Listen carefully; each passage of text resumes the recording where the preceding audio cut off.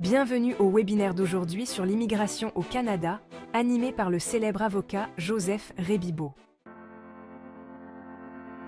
Que vous envisagiez de faire du Canada votre nouveau foyer, ou que vous soyez simplement curieux du processus d'immigration, vous êtes au bon endroit.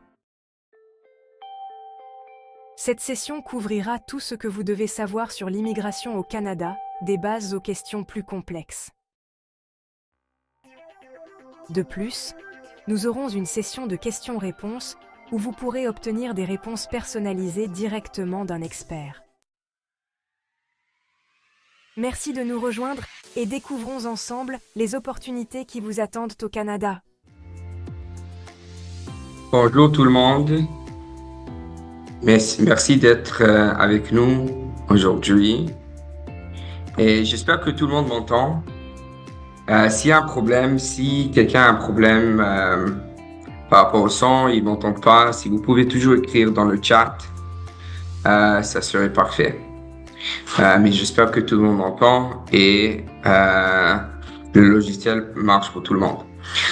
Alors, je pense que ça fait peut-être un mois environ qu'on a fait notre dernier webinaire. Et j'essaye tout le temps de faire des webinaires plus souvent possible, mais toujours ça m'arrive des choses, par exemple le Nouvel An, il y avait beaucoup de personnes en vacances et tout ça, mais j'espère en 2025 de faire plus de webinaires. J'essaie de faire plus de webinaires pour qu'on puisse discuter ensemble. Le point du webinaire, c'est pas juste que moi je vais parler. Le point du webinaire, c'est aussi que vous demandez des questions et pour que je puisse vous répondre par rapport à vos situations personnelles. D'habitude, quand j'ai des personnes ou des clients qui me demandent par rapport à leur situation personnelle, je peux élaborer et ça peut répondre à beaucoup d'autres questions que les autres personnes ils savaient même pas demander ou répondre ou n'importe quoi. Alors, comment ça va dérouler ce webinaire? On a environ 45 minutes. Je vais m'introduire un petit peu pour le premier 5 minutes. Après, pour environ une autre 5 minutes, je vais juste expliquer brièvement en termes de fraude, d'arnaque, comment vérifier votre avocat, comment nous vérifier moi-même et juste en général si vous faites affaire avec une autre entreprise ou si quelqu'un d'autre vous appelle d'une agence. J'espère que cet webinaire pourra vous aider un petit peu à regarder, savoir que vous faites vraiment affaire avec des bonnes personnes et une entreprise légitime, que vous faites pas arnaquer. Après ça, je vais discuter un petit peu juste des nouvelles lois, des nouvelles règles spécifiquement au Québec parce que ça c'est une webinaire en français. Juste après ce webinaire, on fait une autre webinaire mais en anglais. D'habitude, c'est un peu différent. Les options par rapport à des personnes qui viennent des pays anglophones, par rapport à des pays francophones, ou des personnes qui parlent anglais, par rapport à des personnes qui parlent français et des personnes qui parlent les deux langues. Alors ça change un petit peu. Alors les webinaires, ils vont être un peu différents, soit celle de maintenant en français et l'autre dans une heure en anglais. Après ça, je vais laisser peut-être 15 à 20 minutes pour des questions parce que moi je pense que ça c'est le plus utile, c'est la meilleure point du webinaire, c'est de regarder vos questions et pour que je puisse répondre aux questions et élaborer sur les questions, je pense que ça va vous donner beaucoup plus d'informations et d'aide en général pour vos démarches. Alors, par rapport à ça, juste, c'est important, vous pouvez même commencer maintenant à envoyer des questions par le chat. Dès que je finis de parler, je vais pas parler beaucoup par rapport aux différentes choses du début, mais vous pouvez déjà commencer à envoyer des questions dans le chat et dès que j'ai fini, je vais commencer par la première question et je vais essayer de répondre à toutes les questions. S'il y a quelque chose que je ne peux pas répondre, évidemment, je vais essayer de revenir vers vous. Je vais laisser mon adresse courriel aussi pour que vous puissiez m'envoyer des courriels si vous avez une question spécifique ou n'importe quoi. Alors, juste pour me présenter un petit peu, je m'appelle Joseph Ribaud, je suis un avocat à Montréal, au Québec, au Canada. Je spécialise dans l'immigration, ça fait plusieurs années. Et la plupart du temps que j'ai commencé mon propre cabinet, je spécialise physiquement avec des personnes qui sont en dehors du Canada, des internationaux qui veulent venir au Canada pour trouver des solutions et les aider à trouver soit des études, du travail, la résidence permanente, n'importe quel type d'option ils pourraient être éligibles pour commencer les démarches. Alors, ça c'est moi. Alors, la plupart de mes clients en général, c'est des personnes qui sont en dehors du Canada, qui veulent venir au Canada et d'habitude, ils n'ont pas vraiment beaucoup ou pas du tout de l'expérience, soit de travail, d'études, même visite au Canada. Alors, moi, je pense en général, la plupart de vous, vous n'avez pas d'expérience au Canada. Alors, je pense en général en termes de mon expertise et les clients que j'assiste, je suis bien placé pour vous aider en termes de savoir c'est quoi vos options et qu'est-ce que vous pouvez faire au Canada. En général, je pense que la plupart de vous êtes là à cause du fait que vous avez parlé avec peut-être un collègue à moi. Évidemment, c'est pas des avocats, mais c'est des collaborateurs qui travaillent pour moi. Et vous pouvez toujours m'envoyer des messages ou un courriel pour demander s'ils travaillent bien avec moi. Mais d'habitude, si vous êtes sur ce webinaire, sur ce Zoom, probablement vous avez parlé déjà avec un collaborateur ou une collaboratrice de Revivo Legal. Évidemment, vous pouvez faire entièrement confiance en eux. En général, c'est eux qui commencent vos dossiers ou votre dossier. Et après, quand vous commencez les démarches, c'est moi qui prends soin du dossier. Sinon, c'est un autre avocat.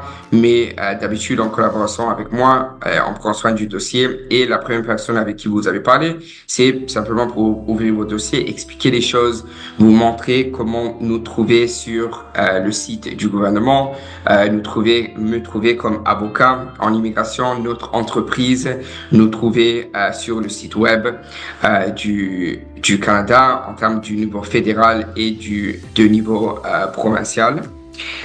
Alors, ça c'est très important aussi. Un moment, je voulais juste... Voilà. OK.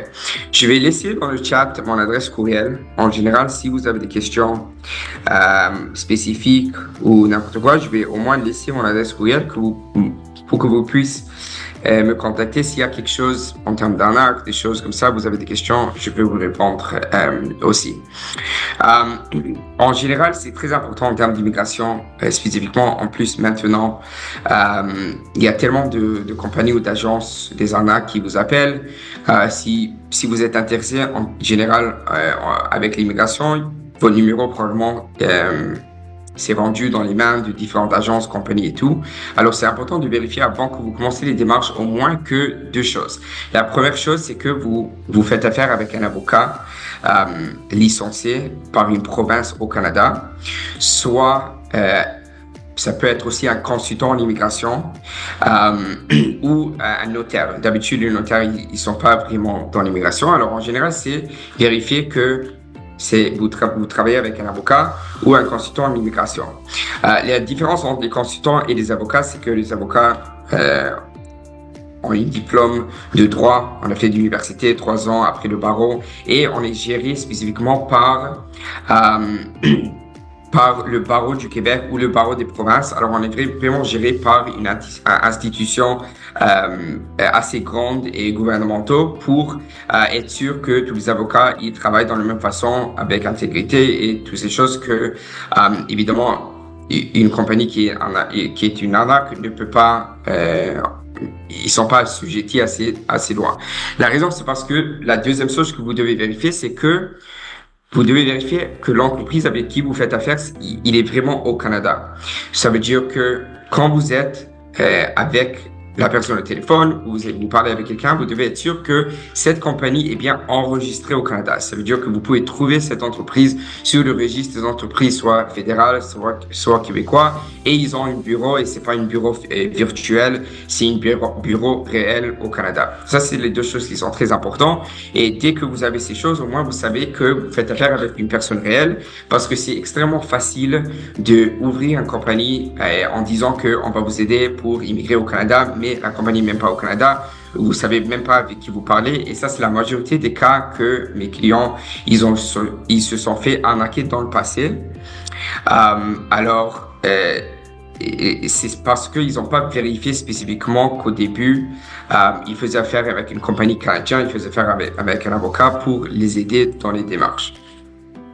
Maintenant, juste pour parler, je voulais faire ce webinaire aujourd'hui parce que j'ai reçu beaucoup de messages les derniers mois ou 2 mois concernant les nouvelles lois au Canada en termes d'immigration pour les étudiants, pour les travailleurs, pour la résidence permanente. Et en réalité, oui, c'est quelque chose stressant pour beaucoup de monde, même pour moi comme avocat, pour travailler dans les dossiers que chaque 2 jours, il y a quelque chose qui change et c'est pas à cause de moi, je peux rien faire et moi aussi, je dois me tenir au courant des différentes nouvelles et des différentes choses que le gouvernement, ils sont en train de sortir chaque quelques jours. Et d'habitude, ils sortent avec des nouvelles lois sans donner aucun préavis. Alors, c'est des choses qui sont très, très difficiles à gérer.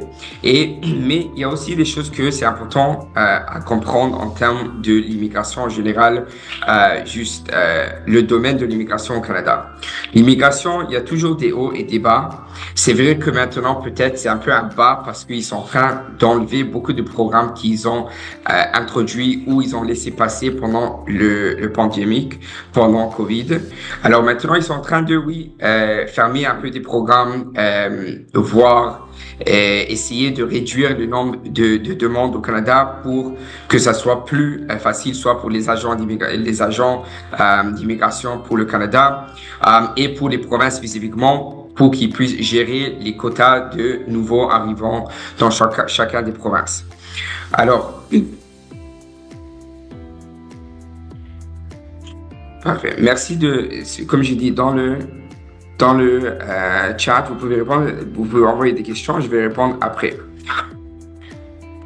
Maintenant, en termes des nouvelles lois et tout ça au Canada, c'est important de savoir que si vous commencez les démarches maintenant, vous allez seulement venir au Canada, vous pouvez seulement faire une demande, ça prend plusieurs mois. Alors, ça prend peut-être 6 mois, 1 an, peut-être même plus qu'1 an.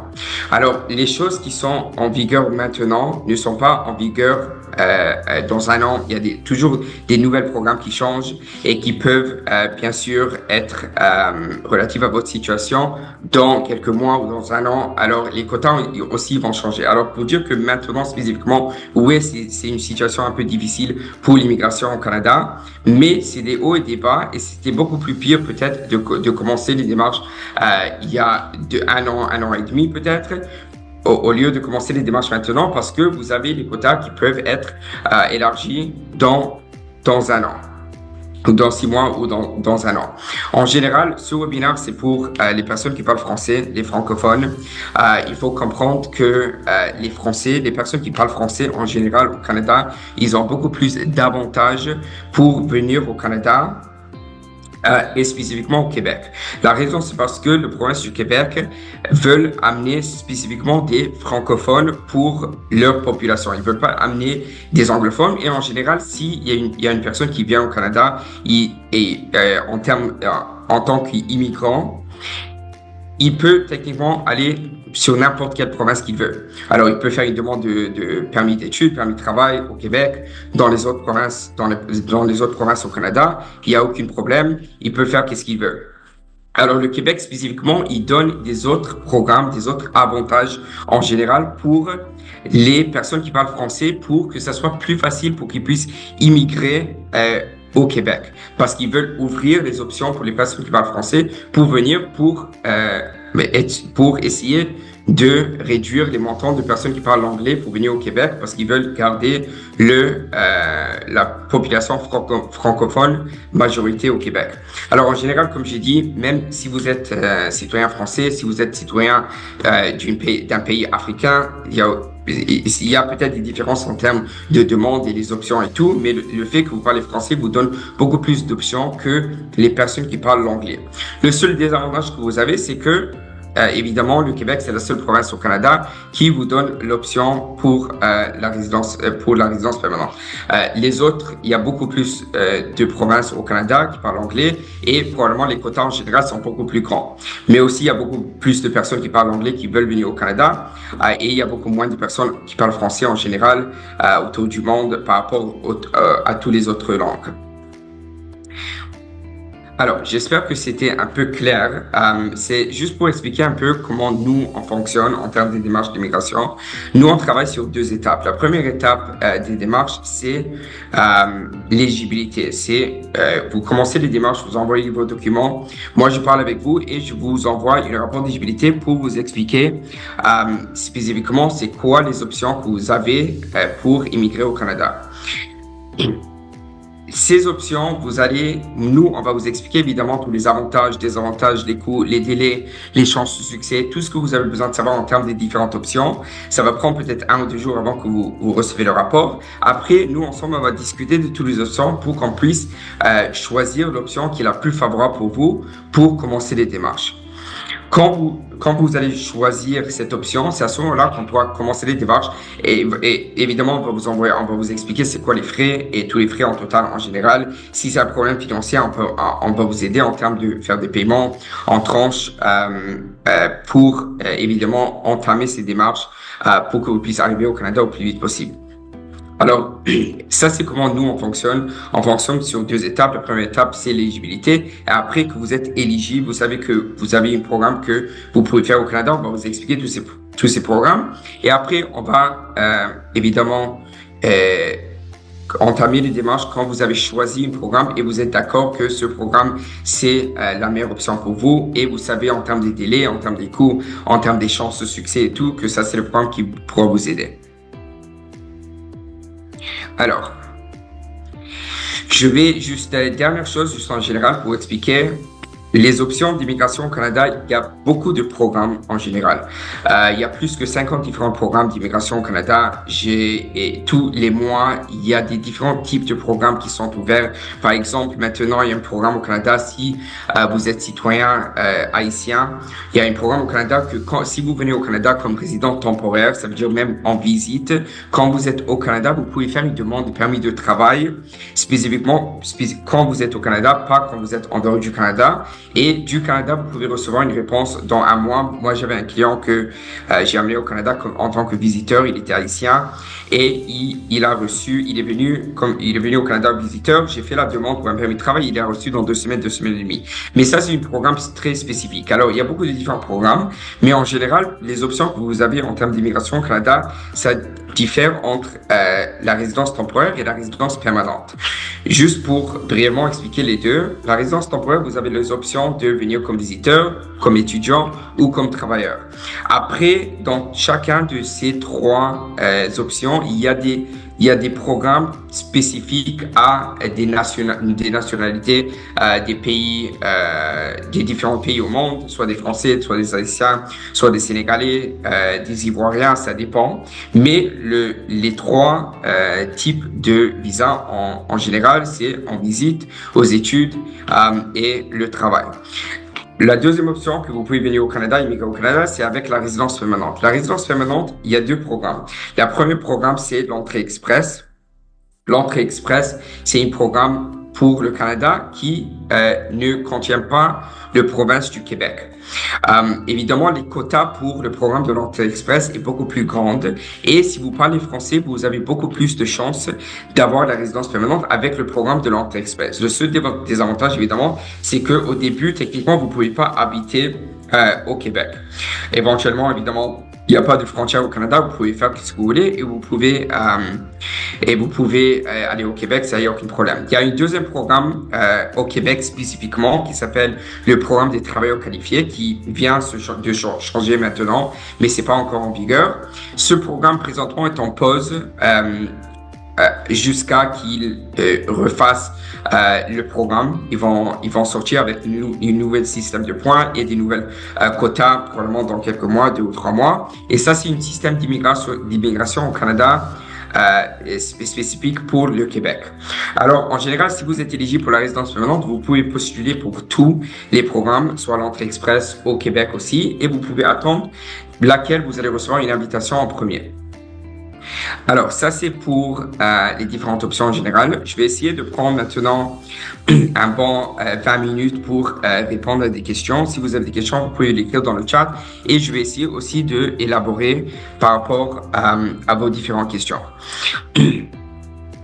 Alors, j'ai plusieurs questions. Ça fait plusieurs années que je cherchais à m'expatrier du Canada, mais je me suis fait arnaquer une fois par une société frauduleuse qui m'ont fait payer des frais de visa et plein de choses qui n'ont jamais permis de partir et je voudrais connaître les vraies démarches disponibles pour partir.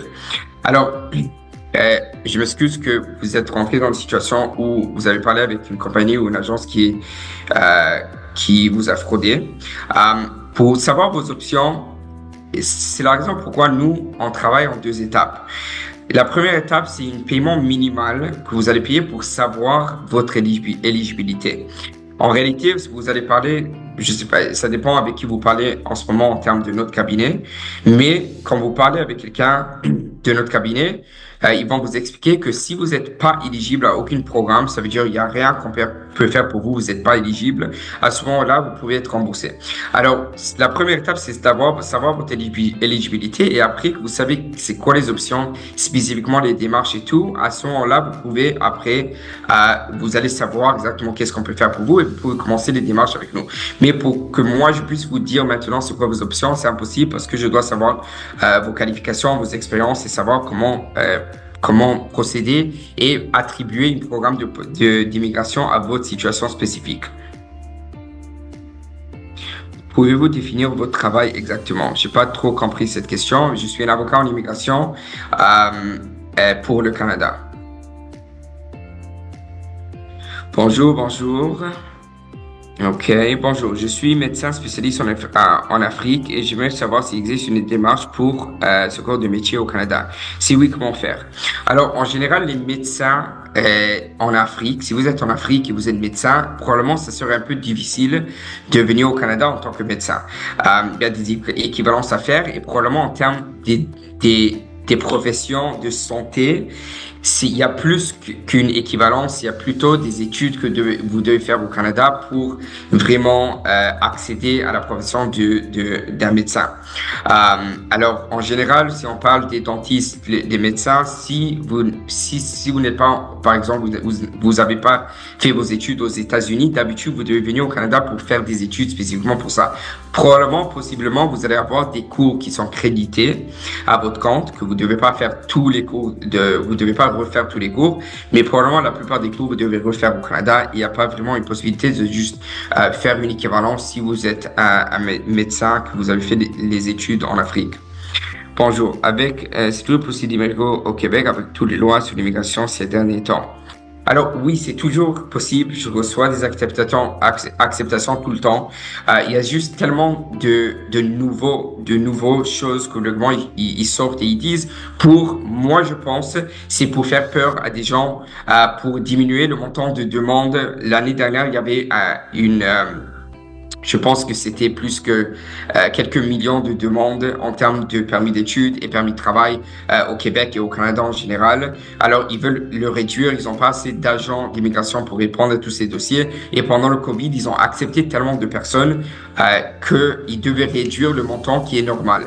En réalité, tout le monde dit que c'est impossible d'immigrer au Canada, mais c'est pas la situation. C'est juste que pendant le COVID, ils ont accepté beaucoup trop de demandes et maintenant, ils le réduisent au même montant de personnes qu'ils acceptaient avant que le COVID il a commencé. Alors, les quotas maintenant, c'est juste normal et avant qu'ils ont décidé de réduire les quotas d'immigrants au Canada, C'était juste beaucoup plus haut qu'ils ont expecté.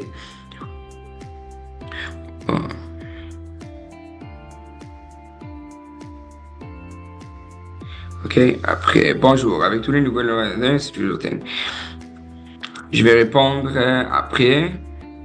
Bonjour. Savez-vous, après combien de temps pouvons-nous avoir une réponse du Canada par rapport au permis de travail après avoir payé les premières mensualités de la deuxième démarche du processus?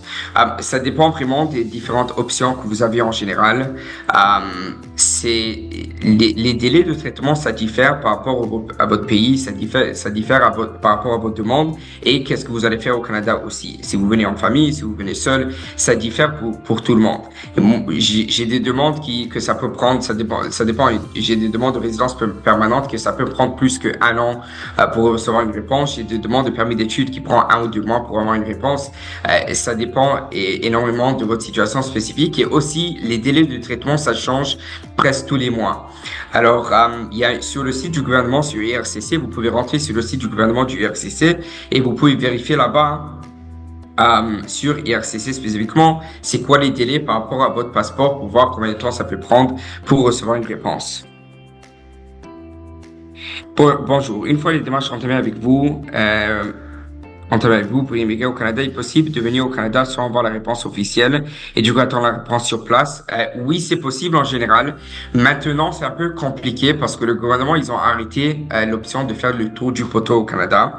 Alors, si vous venez au Canada et vous faites une demande du Canada ou si votre demande est en attente et vous décidez de venir au Canada, le problème, c'est que vous pouvez pas maintenant faire le tour du poteau. Ça veut dire aller à la frontière pour récupérer votre permis. D'habitude, qu'est-ce que vous devez faire? C'est que vous devez sortir du pays par avion et revenir pour récupérer votre permis. Ça dépend maintenant de vos nationalités. Si vous êtes nationalité que vous avez besoin d'un visa visiteur pour venir au Canada, dans ce cas, d'habitude, ils vont vous envoyer une lettre pour envoyer votre passeport. Alors, ça dépend de votre situation, mais en général, oui, vous pouvez être au Canada pour faire une demande et attendre la réponse au Canada.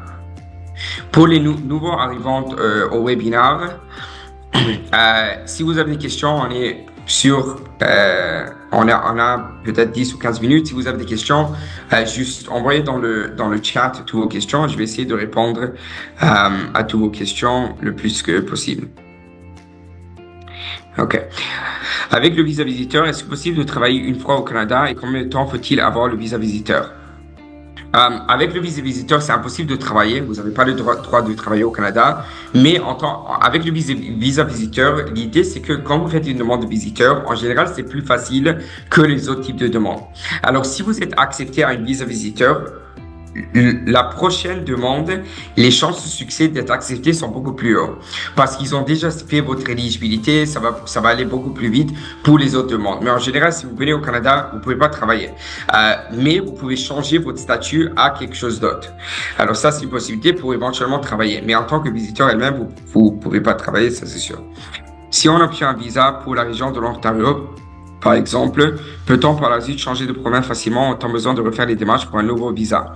Alors, oui, en général, vous dites que vous recevez une visa pour une région de l'Ontario. C'est impossible, un visa, c'est pour tout le Canada. Il n'y a pas de frontières au Canada. Alors, si vous recevez une permis pour le Canada, soit d'études, travail, oui, vous pouvez décider de changer de province. Ça dépend quel type de permis. Si vous avez un permis d'études, vous pouvez pas changer de province parce que vous êtes lié à une école spécifique. Alors, ça dépend du situation, mais en général, si vous êtes au Canada, vous pouvez aller où vous voulez. Il n'y a pas de frontière pour vous arrêter, pour dire vous pouvez pas rentrer dans une province. C'est tout le Canada. Alors, si vous avez une question par rapport à votre dossier, vous pouvez toujours parler avec, envoyez-moi un courriel et parler avec nous et on va vous donner un suivi. Bonjour, en tant que maman, comment je peux avoir confiance de ma fille avec votre aide immigrée au Canada? Comment je peux être sûr d'être en sécurité de votre travail, formation et vie quotidienne? En général, le Canada, comme les États-Unis, comme tout autour du monde, évidemment, en termes des frais de vie, le coût de vie, il a monté comme tout par rapport au monde, même en Europe, en France, aux États-Unis et tout. L'avantage au Canada, c'est que vous avez beaucoup d'options en termes de le type de vie que vous pouvez prendre. Au Canada, spécifiquement au Québec, vous avez la plus grande ville de Montréal, que moi je suis présentement à Montréal. Vous pouvez, ça c'est la plus grande ville, et probablement le loyer en général et les frais, le coût de vie c'est le plus haut. Vous pouvez décider de vivre 30 minutes, 1 heure en dehors de Montréal, que c'est beaucoup moins cher. Alors au moins au Canada, vous avez beaucoup d'options en général d'être dans le centre-ville où peut-être c'est plus cher et c'est pas très agréable en termes de frais et de coûts financiers. Et vous avez l'autre option de voir, de vivre peut-être dans la campagne ou 30 minutes ou 1 heure du centre-ville, qui c'est beaucoup moins cher. Alors, vous pouvez voir avec nous c'est quoi les options en termes de votre situation financière. Et ça, c'est des choses qu'on pourra vous aider. Ça fait environ 7-8 ans qu'on fait cela. Alors, on peut vous aider en termes de loyer, du travail et de faire un plan avec vous en termes de plan financier pour votre projet d'immigration. Bonjour maître, pouvez-vous nous donner plus d'informations sur l'entrée express pour un étudiant en doctorat? Alors, l'entrée express, c'est basé sur un système de points et les candidats qui ont le plus haut nombre de points, ils vont être sélectionnés et choisis par le gouvernement pour appliquer pour la résidence permanente. Alors, dans ce cas, si vous êtes aux études d'un doctorat, ça c'est une étude très haut. Alors, ça vous donne beaucoup de points en termes de niveau d'études. Ça, c'est la première chose. La deuxième chose, c'est que d'habitude, vous devez avoir moins que 40 ans pour faire une demande de l'entrée express. Ça dépend de la situation, mais moins de 40 ans et de plus jeune que vous êtes, vous allez recevoir le plus de points. Et après, c'est le plus important après ça, c'est le niveau de langue. Si vous parlez l'anglais et vous parlez français, et quel niveau de langue vous avez? Si vous parlez les deux langues, c'est excellent, vous recevez beaucoup de points. Le plus important, c'est le français, que vous parlez français et vous maîtrisez bien la langue française et vous allez évidemment pour l'entrée express faire une demande, vous allez faire une test de langue, le TEF par exemple, ou le TCL, ou le TCF. Vous devez faire l'examen de langue et par rapport à votre score, ça va vous donner un score par rapport à l'entrée express. Et pour les personnes qui font l'examen de langue en français, vous allez recevoir des points extra bonus parce que vous parlez français. Alors, si vous voulez plus d'informations, vous pouvez toujours nous contacter et on peut voir vos dossiers en termes de combien de points vous avez pour voir où vous êtes situé par rapport au tirage de l'entrée express. Merci pour la première réponse. Quel est le coût moyen pour un travail qualifié mécanique en soudure? En termes de coût, en général, ça dépend de votre situation, ça dépend. En termes de travail, on n'est pas une agence de recrutement, on n'est pas là pour vous trouver du travail, on est là pour vous sortir une visa pour que vous puissiez travailler après. Mais on n'est pas là, on va pas avant tout vous trouver un travail. Si quelqu'un vous appelle maintenant, vous dit j'ai un travail pour vous, payez ce montant directement sans faire une demande de visa avant, c'est probablement pas actuel en ce moment. Avez-vous des contacts avec des clubs de foot professionnels? Non. Bonjour maître, je suis gérant de restaurant avec 2 diplômes dans la restauration. Quelle opportunité sont vraiment au Canada? Ça dépend, il y a beaucoup de choses que la raison pourquoi on fait l'éligibilité de votre dossier, c'est que on prend toutes vos informations, toutes vos qualifications, toutes vos expériences pour créer un dossier, les options que vous avez pour immigrer au Canada. L'âge est très important, votre niveau de diplôme c'est très important, combien d'années d'expérience de travail, et toutes ces choses sont très importantes pour vous attribuer à un programme d'immigration qui peut vous amener au Canada pour travailler. Ma fille veut étudier et travailler avec des enfants en situation de handicap et comment trouver le programme. Comme j'ai dit, la plus importante, c'est d'essayer de parler avec la personne avec qui vous parlez maintenant, qui est collaborateur avec nous, avec Robibois Légal, pour commencer les démarches. Après, quand vous commencez les démarches, moi, je vais parler avec vous. Je vais vous demander des questions pour que je puisse écrire un rapport d'éligibilité pour expliquer c'est quoi les options que vous avez en termes d'immigration au Canada. Bonjour maître, et il est possible de demander un permis de résident au Canada tout en vivant en France avec une carte de résidence française? Oui, bien sûr, c'est possible de faire une demande pour le Canada si vous vivez en France, si vous vivez en dehors de France, si vous vivez en France et vous n'êtes pas français, il n'y a aucun problème du tout.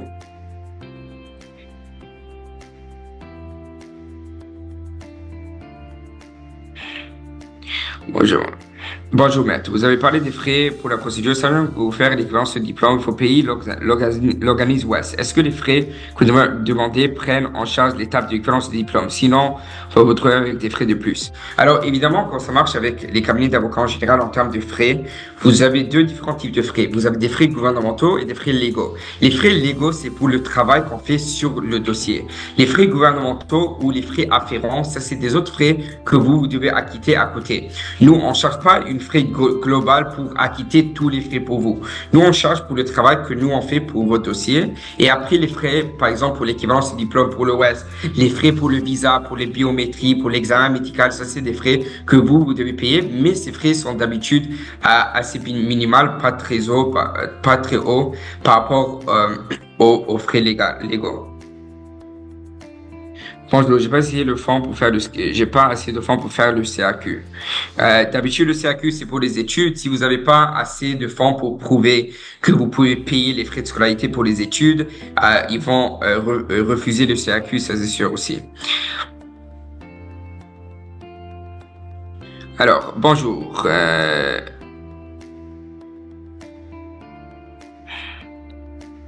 Dans les mails.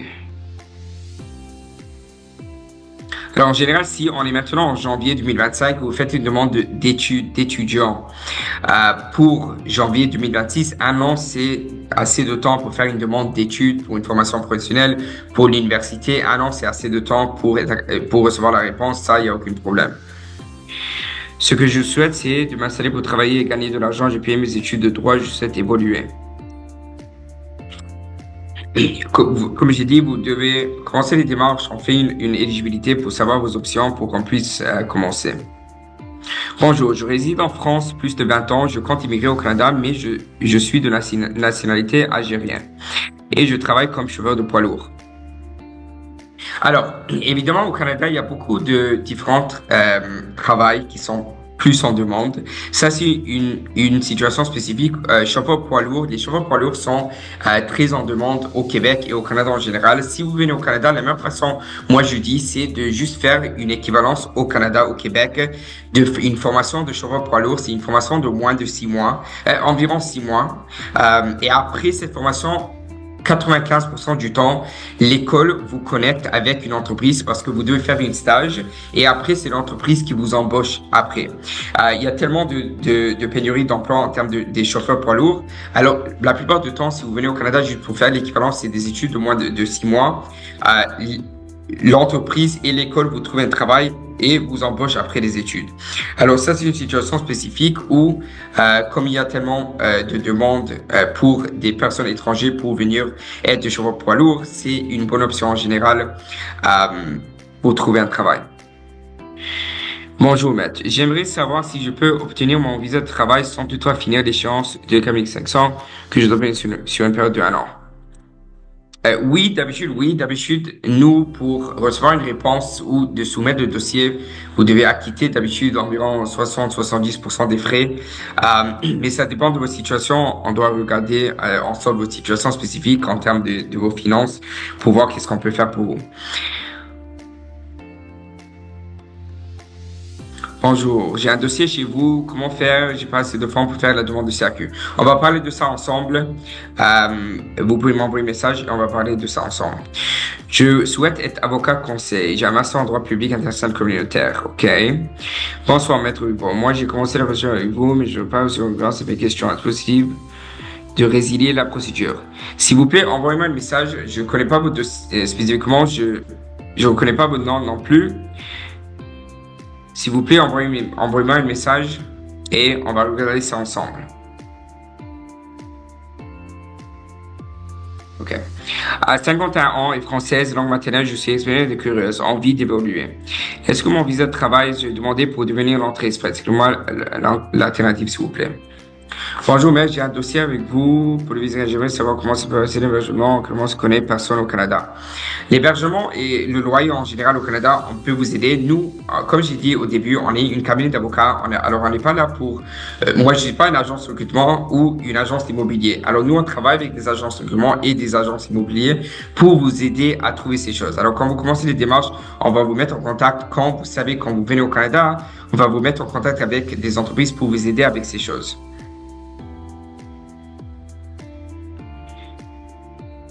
Alors, j'ai envie d'apporter mon savoir évoluer au Canada. Alors, les fonds, en général, c'est très important pour le Canada. Le Canada va vous demander, pas tous les programmes, par exemple, la résidence permanente au Québec spécifiquement, ne va pas vous demander de faire un preuve de fonds.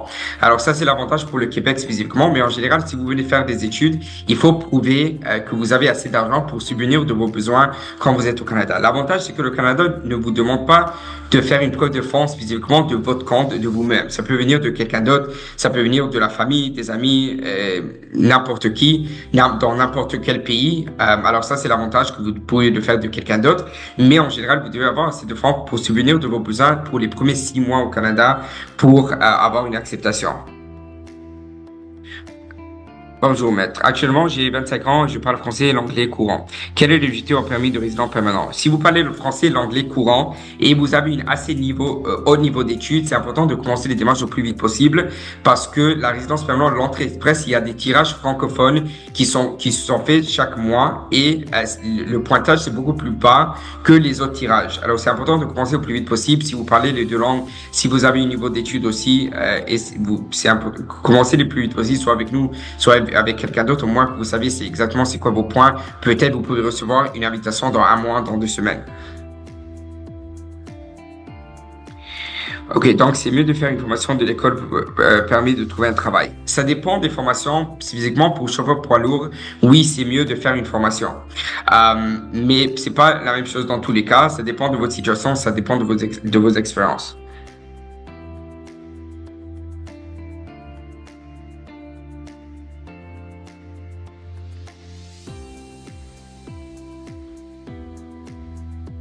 Bonjour, en termes de personnes, ils peuvent m'envoyer un message directement. Il y a tellement de clients en général. Il y a beaucoup de clients qui commencent les démarches et arrêtent les démarches après. Ça dépend de leur situation. Le webinaire, c'est pas la façon de demander ces questions sur le webinaire. Les cas spécifiques de différents clients, ça, on est toujours disponible pour discuter des différentes options.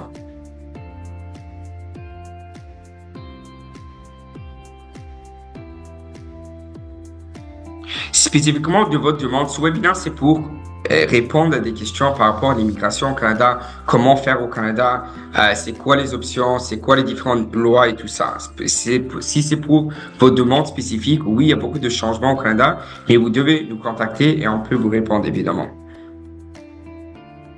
Si vous avez un casier judiciaire au Canada, en dehors du Canada, c'est possible quand même d'immigrer au Canada, mais il faut faire une demande de reconsidération avec le gouvernement canadien pour qu'il puisse voir votre casier judiciaire et voir si vous êtes habile pour venir habiter au Canada. Alors, il y a toujours une possibilité, même si vous avez un casier judiciaire, mais il faut faire une étape extra pour être accepté. J'avais eu le visa permanent quand j'avais 23 ans. Mon ami de l'époque, ils ont décidé de ne pas partir. Je veux travailler au Québec, exactement. Je vais vous contacter. Alors, si vous avez reçu un visa permanent il y a beaucoup d'années, vous avez pas le visa permanent, vous avez plus le visa permanent, d'habitude, vous devez refaire une autre demande et on doit refaire votre éligibilité pour voir si vous êtes toujours éligible pour la résidence permanente. Avec un visiteur, combien de temps il faut-il pour changer de statut quand tu arrives au Canada? Alors, si vous êtes au Canada, les délais de traitement sont beaucoup plus bas. Je pense que c'est 1 mois si vous êtes au Canada déjà. Alors, ça dépend du demande, ça dépend de votre passeport aussi, ça dépend de votre nationalité, mais d'habitude, c'est pas beaucoup de temps quand vous êtes déjà au Canada. Parfait. Alors, merci à tout le monde. d'être avec nous. Si vous avez des questions, j'ai laissé mon adresse courriel dans le chat. Vous pouvez toujours m'envoyer un message et je suis là pour répondre à toutes vos questions. Sinon, passez une belle nouvelle an. J'espère que j'ai pu répondre à des questions. Si vous avez des sujets spécifiques que vous voulez que j'en parle dans les prochains webinaires, vous pouvez toujours m'envoyer un message et je peux vous aider avec ça aussi. Alors, merci à tout le monde. Si vous avez des questions, je suis là dans les courriels, sur WhatsApp aussi. Et j'espère vous voir au Canada très bientôt. Merci à tout le monde.